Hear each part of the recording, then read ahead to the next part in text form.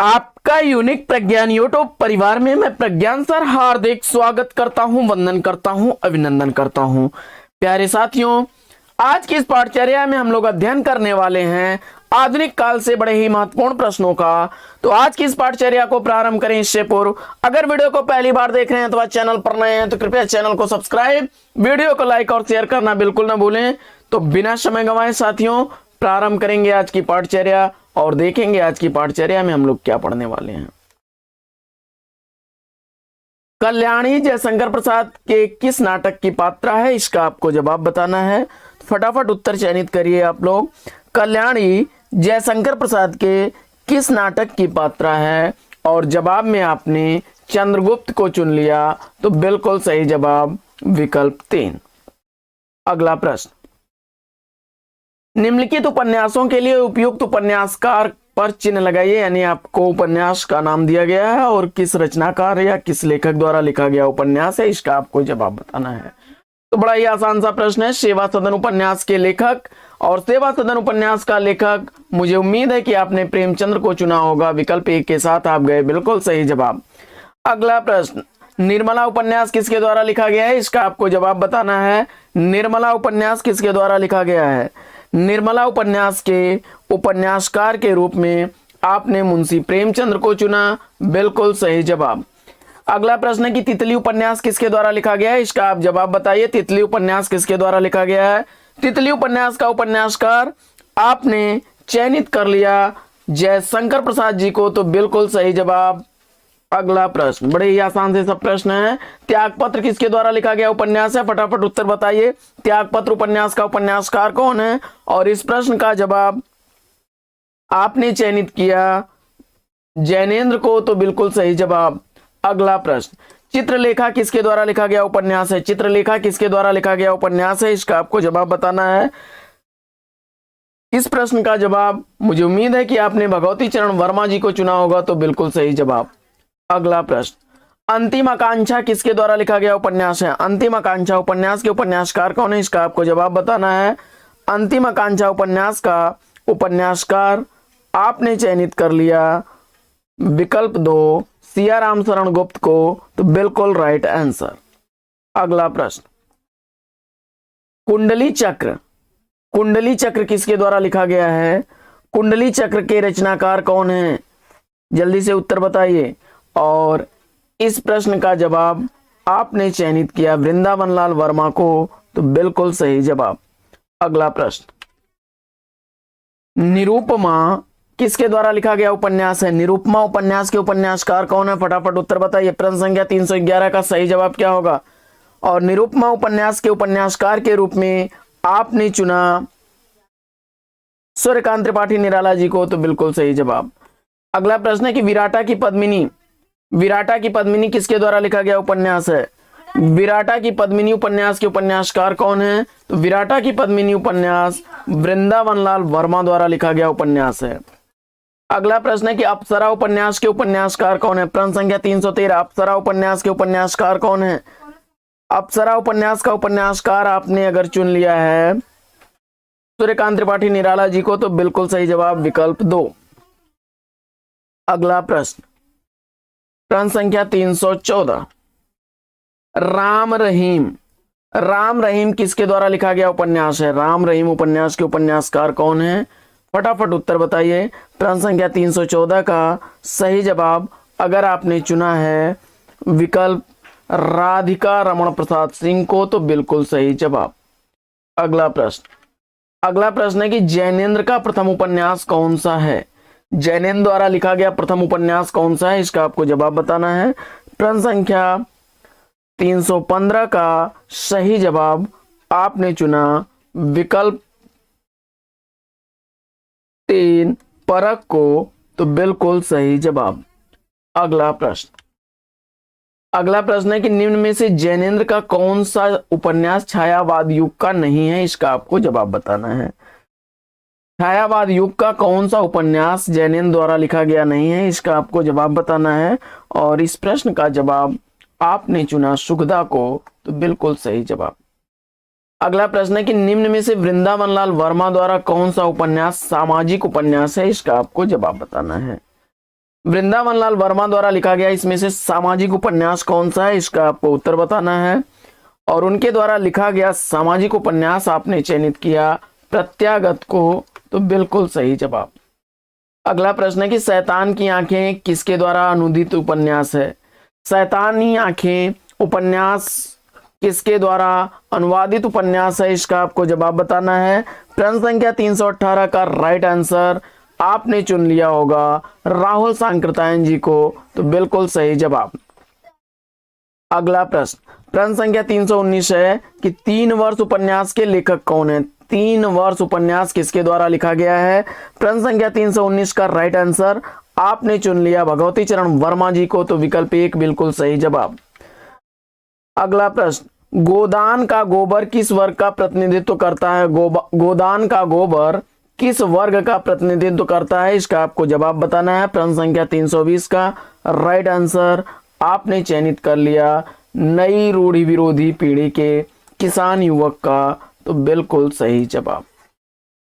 अगला प्रश्न, प्रेमचंद्र का सबसे प्रसिद्ध और अंतिम उपन्यास आपको बताना है। प्रेमचंद द्वारा लिखा गया सबसे प्रसिद्ध और अंतिम उपन्यास कौन सा है, और जवाब में आपने गोदान को चुना, तो बिल्कुल सही जवाब। अगला प्रश्न है कि प्रेमचंद्र का पूर्ण उपन्यास कौन सा है। तो प्रेमचंद द्वारा लिखा गया अधूरा उपन्यास इसमें आपको बताना है। जवाब में आपने मंगलसूत्र को चुना, बिल्कुल सही जवाब। अगला प्रश्न है कि होरी महतो प्रेमचंद्र के किस उपन्यास का प्रमुख पात्र है। होरी महतो प्रेमचंद्र के किस उपन्यास का पात्र है, बड़ा चर्चित पात्र है। आपने गोदान को चुना, विकल्प 4, तो बिल्कुल सही जवाब। अगला प्रश्न है कि गोदान का कौन सा पात्र प्रेमचंद्र के प्रगतिशील विचारों का वाहक माना जाता है।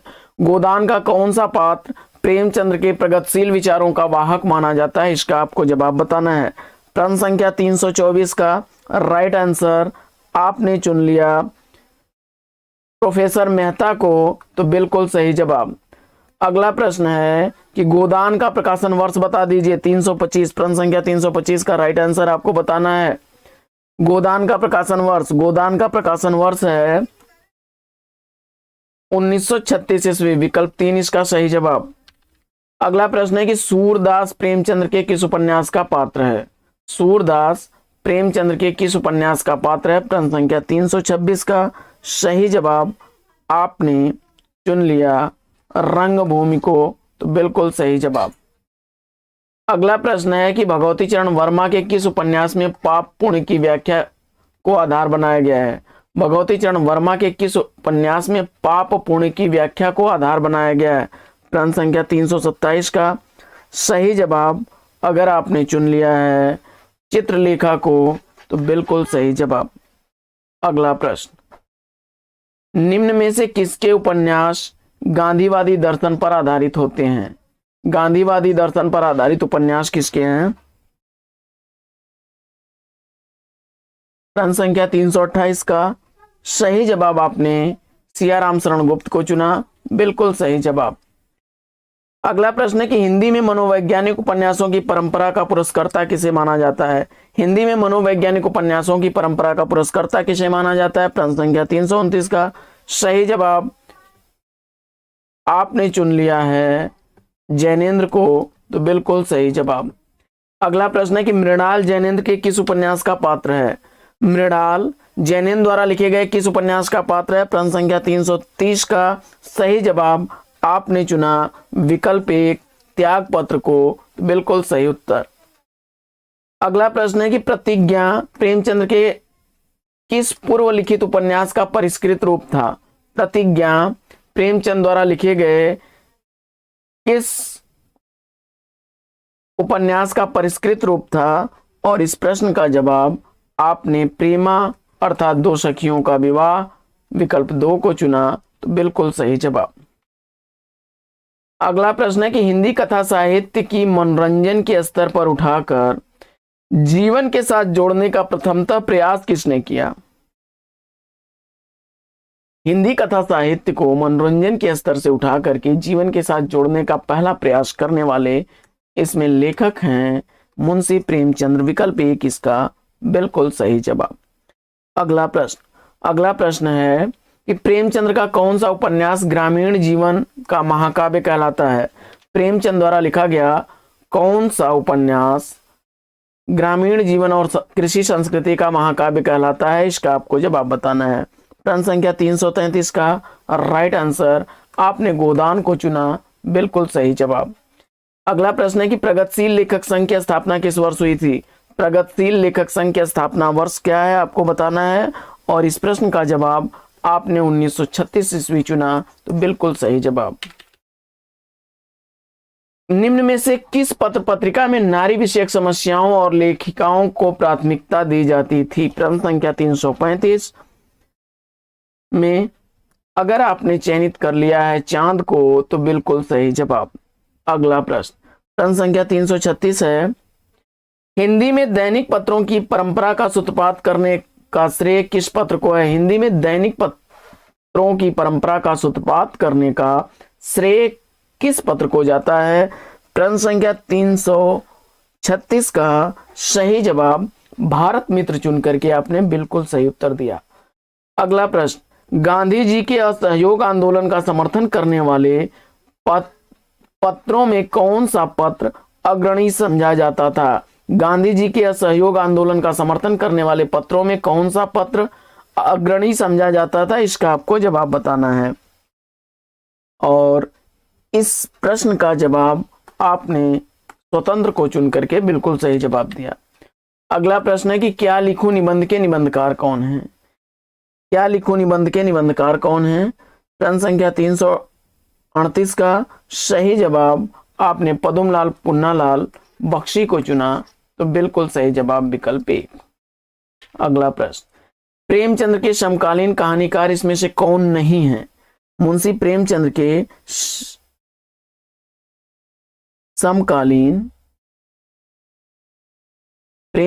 समकालीन कहानीकार इसमें से कौन नहीं है? इसका आपको उत्तर बताना है। आपने यशपाल को चुना, बिल्कुल सही जवाब। अगला प्रश्न है कि निम्न में से कौन प्रेमचंद्र की परंपरा के कहानीकार माने जाते हैं?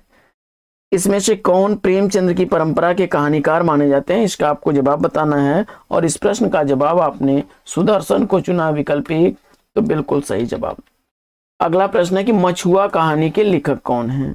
मछुआ कहानी के कहानीकार कौन है? प्रश्न संख्या 341 का सही जवाब आपने चुना, विकल्प एक, जयशंकर प्रसाद को, तो बिल्कुल सही जवाब।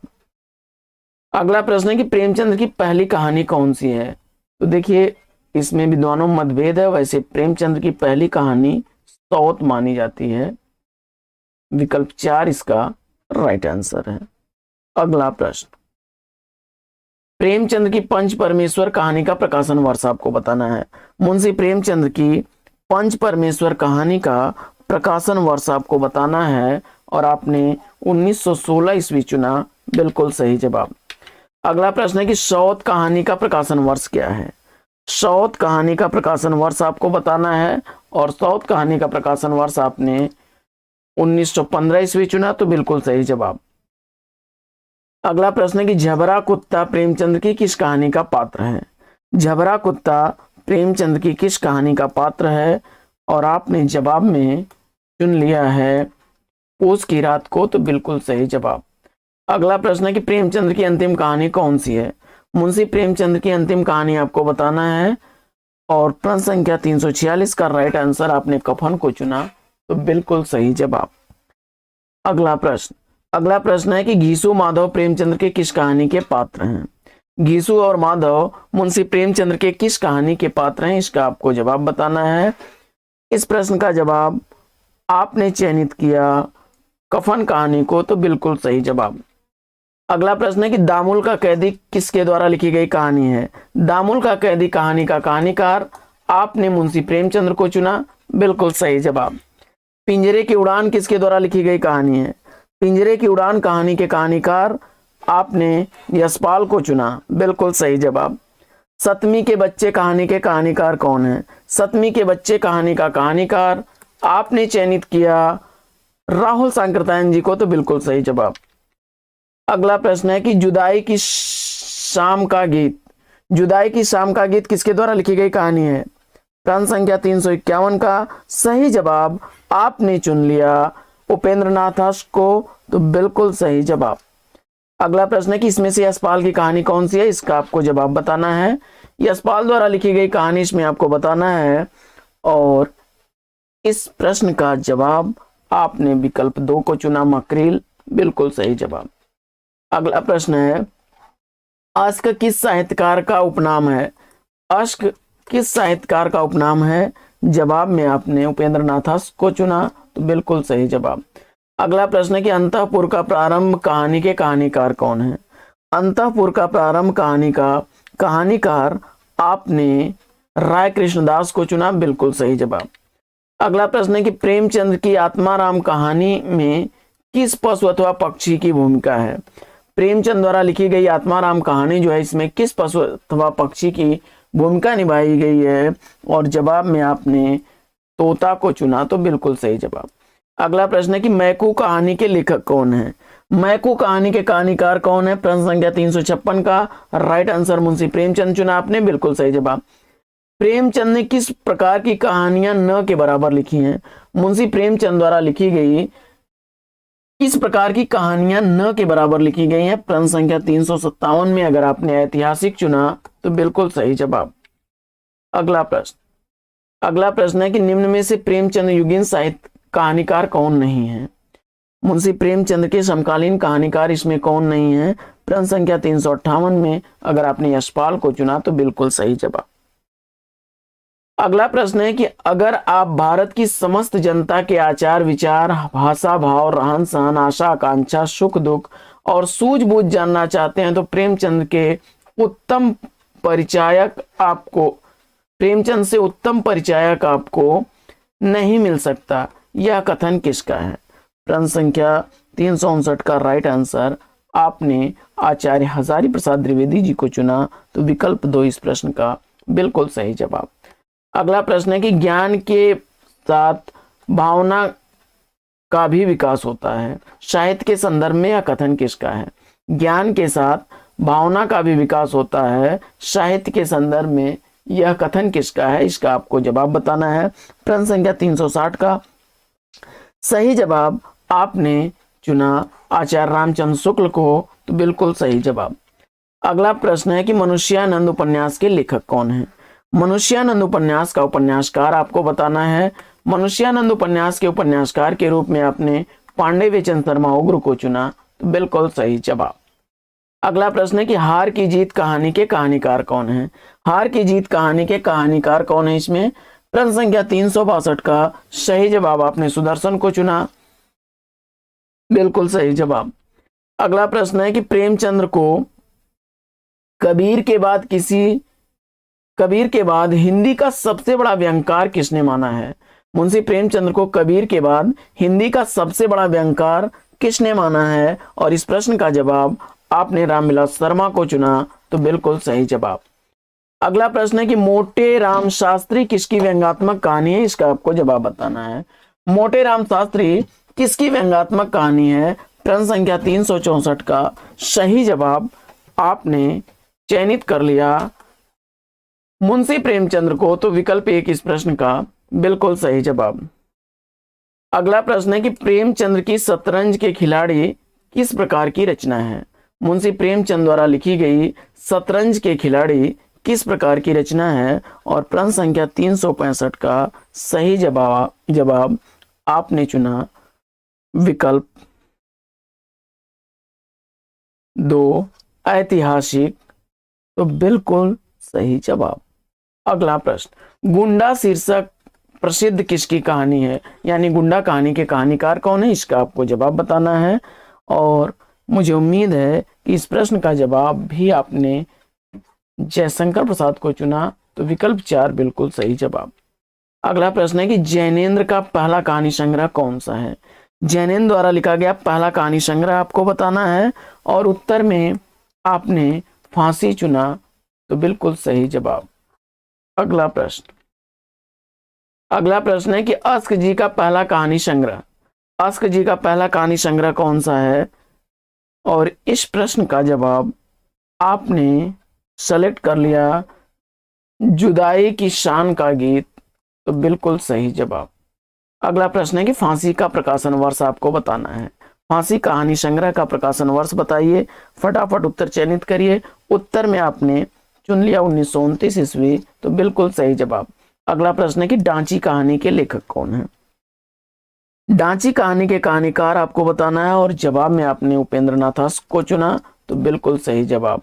अगला प्रश्न है कि चंद्रधर शर्मा गुलेरी ने किस पत्र का संपादन किया। तो चंद्रधर शर्मा गुलेरी जी ने किस पत्र का संपादन किया था। जवाब में आपने समालोचक को चुना, तो बिल्कुल सही जवाब। तो साथियों, आज की इस पाठचर्या में लेते हैं यहीं पर विराम। फिर मिलेंगे आपसे अगले वीडियो में एक नए प्रकरण, एक नए टॉपिक, एक नए अंदाज में। तब तक के लिए लेंगे आपसे विदा। आपका जीवन मंगलमय हो। Best wishes, best of luck. जय हिंद साथियों।